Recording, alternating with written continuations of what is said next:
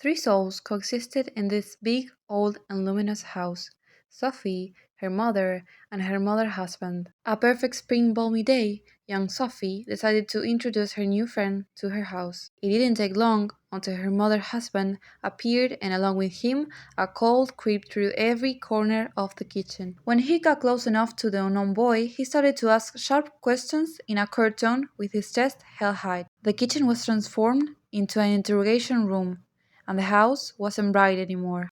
Sophie went rigid in sheer disbelief, and remained in silence until the end of the grilling. The next day, in the same kitchen that had now regained its luminosity, Sophie ran to her mother, willing to repair what had been an incredibly awkward situation.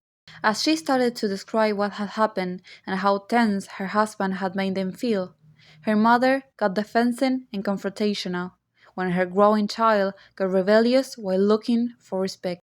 She justified her partner's rude attitude towards the unknown boy, claiming he needed to evaluate who was standing in his kitchen.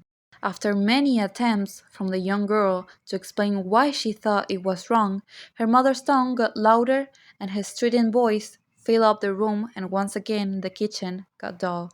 Sophie noticed the conversation was going nowhere, and trying to be heard caused her more pain instead of creating solutions or getting the empathy she expected. After being misunderstood and being called disrespectful, young Sophie decided to step back and shut down. She decided to create her own emotional containment space, writing down what she had felt until she could give herself the recognition she was expecting from her mother. Later, during a morning breakfast with her mother, the silence between them felt different. It didn't feel tense or strained anymore. Instead, it was softer and open, because Sophie had found her own voice and embodied her emotions by her own. That time, she learned communication sometimes takes time, and how to be emotionally independent and not to absorb the emotional burden of others.